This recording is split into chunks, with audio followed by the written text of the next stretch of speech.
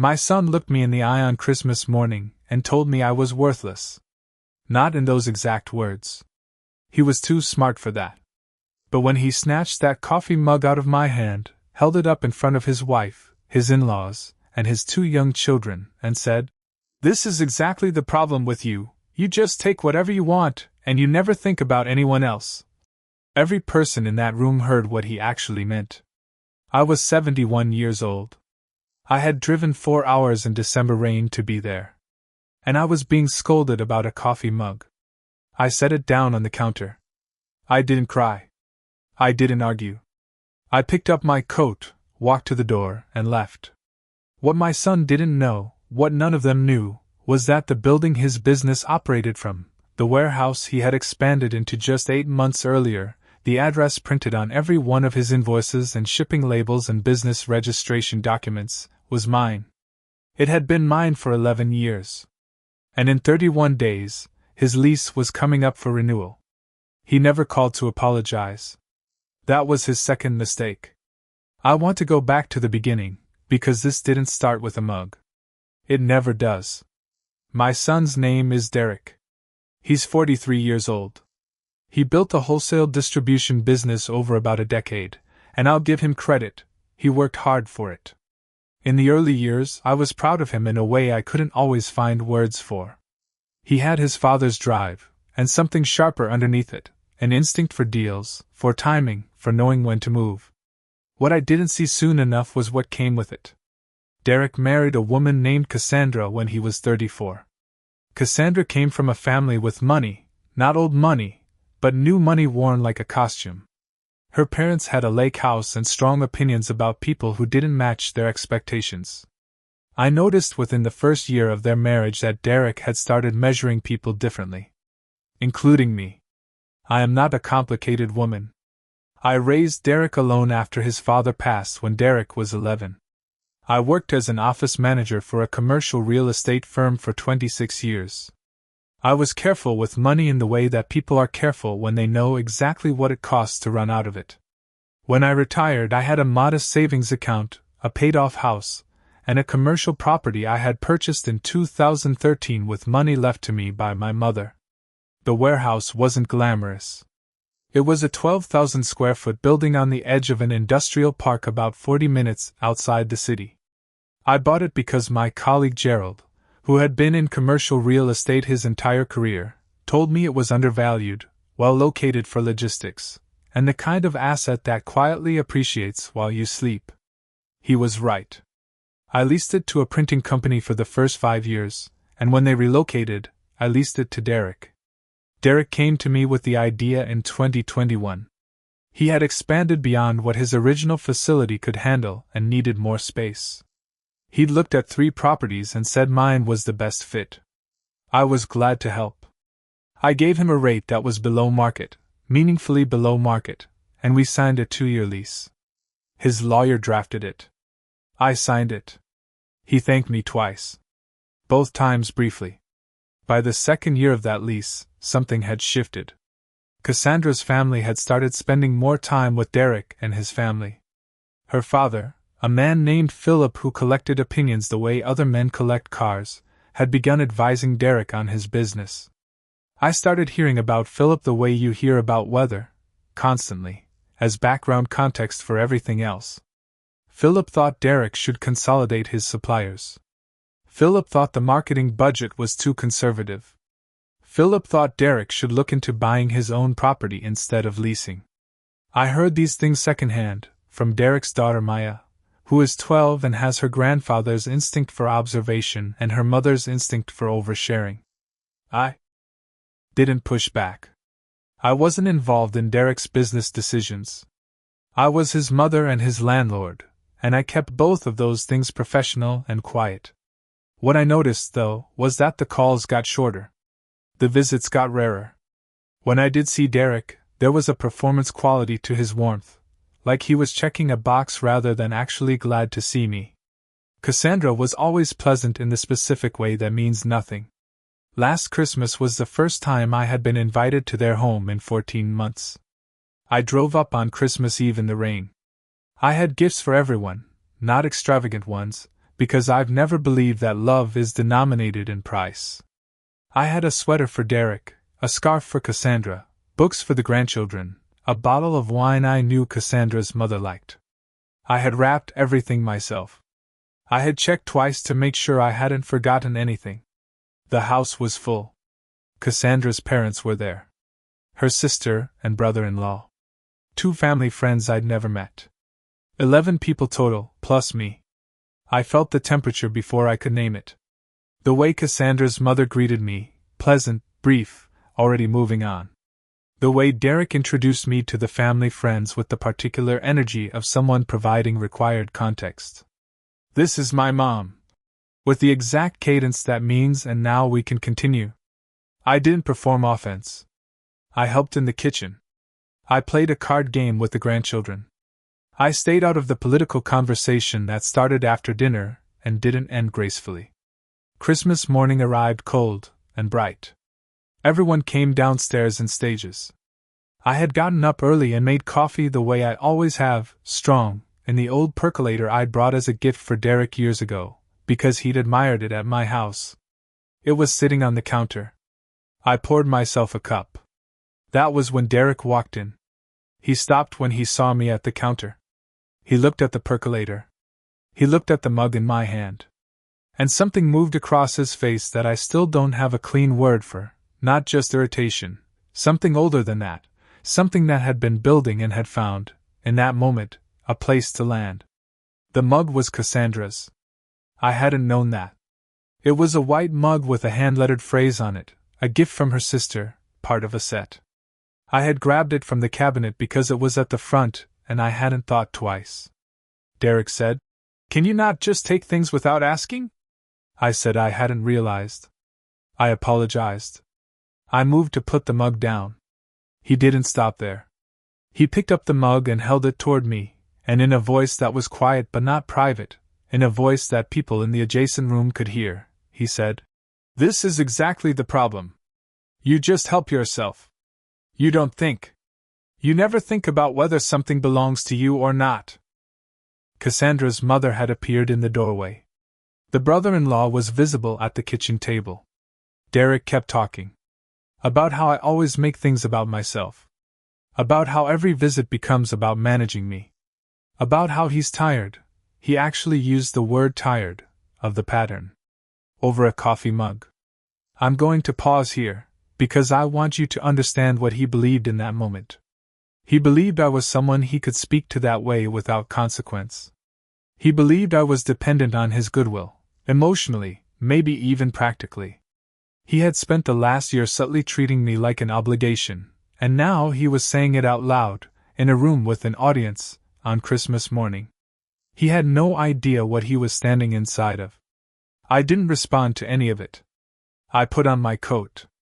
I said, "I hope you have a good Christmas, Derek." And I walked out the door. I sat in my car in his driveway for exactly 4 minutes. I wasn't crying, though I could have. I was doing something else. I was thinking with a clarity that only comes when something finally becomes obvious. I drove 4 hours home in the rain. I called my attorney the next morning at 9 a.m. Her name is Patricia, and she has been my attorney for 16 years. I did not call her out of anger. I called her because when you are a property owner and your tenant has just revealed himself clearly, it is time to have a professional conversation. Patricia asked me 3 questions.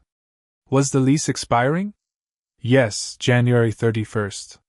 Had I received any renewal communication from Derek? No. Did I want to renew it? I told her I needed to think about it. She said, "Take your time. But not too much." Here is what I knew that Derek did not. He had built his entire operation around that warehouse. His storage, his fulfillment, his receiving dock, his small staff, all of it ran out of that building. When he had expanded into it, he had customized parts of the interior. Shelving systems. A climate-controlled section for certain inventory. He had printed that address on everything. His business registration listed it. His clients shipped to it. His contracts referenced it. He had made himself completely dependent on a building he did not own. and the lease was expiring in 31 days. There had been no renewal conversation. Not a single email. Not a call.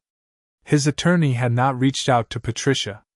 Derek, apparently, had assumed the lease would continue on his terms, on his timeline, in the way that people assume things when they believe the other party has no options. I spent 4 days thinking. I was not trying to destroy my son's business. I want to be clear about that, because it matters. I'm his mother. Despite everything, despite that kitchen, despite his tone, despite Cassandra's mother in the doorway watching me be humiliated, I was not sitting in my house plotting ruin. What I was doing was deciding what kind of person I was going to be going forward, and what kind of relationship, if any, I was willing to continue. On December 30th, Patricia sent a formal notice to Derek's attorney. It was not aggressive. It was simply accurate. The lease for the warehouse property would not be automatically renewed. If Derek wished to continue occupancy beyond January 31st, he would need to engage in formal renewal negotiations. The current below-market rate would not be extended. A new lease, if executed, would reflect current market rates for the area. Current market rate was 31% higher than what Derek was paying. Patricia sent the notice at 11 a.m. Derek called me at 2:17 p.m. I didn't answer. He called again at 2:45. At 3:10. At 4:02. He texted at 4:15. "Mom, can you please call me back? This is important." I found out later, from Maya, who is 12 and observant, that Derek had gone pale when his attorney called him. That he had gone upstairs and closed the door. That he and Cassandra had argued in a voice low enough that the children couldn't hear the words but loud enough that they knew it was serious. I also found out that Philip, Cassandra's father, the man with opinions about suppliers and marketing budgets, had told Derek not to worry. That his mother-in-law would never do anything to actually hurt the business. That it was probably just a notice, a formality, and Derek just needed to call me and smooth it over. Philip had never seen the lease. He didn't know what below market meant in this context. He didn't know the address. He didn't know anything except his own confidence. Derek sent a longer text on January 1st. It started with an apology, or something shaped like one. "I know I was out of line on Christmas, and I want to talk about that." It moved quickly into the practical. "I think there might be some confusion about the lease renewal. Can we talk?" There was no confusion. I waited 2 days before responding. I didn't do it to be cruel. I did it because I needed to be sure that when I responded, it would be from a place I could stand behind. I called him on January 3rd. He answered on the first ring. He started with the apology. It was better this time, more specific, less hedged. He said he'd been under pressure, and he'd taken it out on me, and it was wrong, and he was sorry. He sounded like he meant it. He might have meant it. Then he asked about the lease. I told him the notice was accurate. I told him I had not made a decision yet about whether to renew, and that if I did, it would be at current market rates. I told him Patricia was the right person to speak to about the terms. He said, "Mom, do you understand what this would do to the business?" I said, "Derek, do you understand what you said to me in that kitchen?" Silence. Not the silence of someone who has nothing to say. The silence of someone who is doing math they don't like. He said, "I'm trying to apologize for that." I said, "I know. And I heard it. But an apology is a beginning, not a conclusion.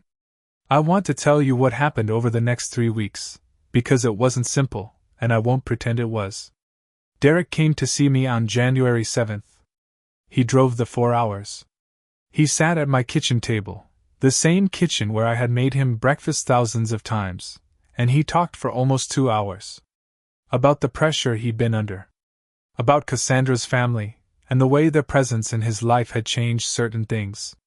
About how he'd started seeing me through a lens that wasn't fair. About the mug, which he said he knew, even in the moment, was not actually about the mug. I listened. I asked questions. Not pointed ones, real ones. I asked him when he had last thought about the fact that I'd given him a below-market lease for 3 years. He looked at the table. He said he hadn't thought about it clearly in a long time. I asked him if Philip knew whose building it was. He said Philip had assumed it was a third-party landlord. I said, "And what did you do to correct that assumption?" He said nothing. There it was. Derek had allowed Cassandra's family to believe he had built everything himself, on his own terms, without help. The warehouse wasn't a favor from his mother, it was just a property he leased. I had been quietly edited out of the story of his success. And then he'd spoken to me in that kitchen like I was a footnote. I told Derek that I needed the next 2 weeks to make my decision. I told him that whatever I decided about the lease would be communicated through Patricia, and that separately, whatever we decided about our relationship would happen between us, and I would not mix the two. I would not punish him through the property, and I would not reward him through the property. The business decision would be made on business terms. He nodded. He looked exhausted. Before he left, he said, "I didn't know about the building. I mean, I knew you owned it, but I didn't understand what it meant. What it actually meant." I said, "I know you didn't." What I didn't say, what I kept for myself, was that there are two kinds of not knowing. There's the kind where you never had the information. And there's the kind where the information was always available and you simply never looked, because looking would have required you to see something you weren't ready to see. Derek had the second kind.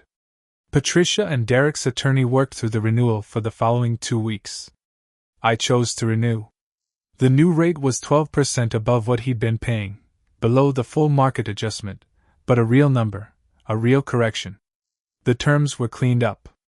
The renewal was for 18 months, not 2 years, which gave both of us an earlier decision point.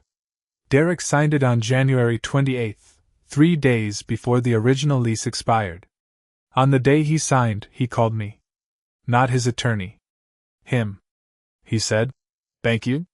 I said, "You're welcome." Then he said something I didn't expect. He said, "I told Philip whose building it is." I asked him how that conversation went. He said, "He didn't have a lot to say." I believed it. That was 6 months ago. Things between Derek and me are not where I want them to be yet. They are better than they were. He calls more regularly. He drove up in March for no specific occasion, just to have lunch. Maya came with him. We played cards. Cassandra is polite. I don't expect more than that from her right now, and I'm not performing warmth I don't fully feel. We are both being careful, and I think careful is appropriate when you're rebuilding something that broke in front of witnesses. Philip has never mentioned the building to me. I don't expect he will. What I know is this: I spent 30 years building things quietly. A career. A savings account. A property. A lease arrangement that cost me something and benefited my son more than he understood. I built all of it without broadcasting it, without using it to demand credit, without holding it over anyone. And the morning my son stood in that kitchen and decided that I was someone who could be humiliated in front of an audience over a coffee mug, that was the morning he found out, slowly and then all at once, that quiet people are not the same as powerless people. I didn't destroy his business. I didn't need to. The notice was enough. The silence was enough. The 4-hour drive he made to sit at my kitchen table was enough. Some lessons cost money. Some cost time. Some cost the particular pride of a man who had to call his mother and say thank you for something he hadn't realized she'd been giving him all along. Derek's warehouse is still running. His business is still growing. His invoices still carry that address. My name is on the deed. It always was.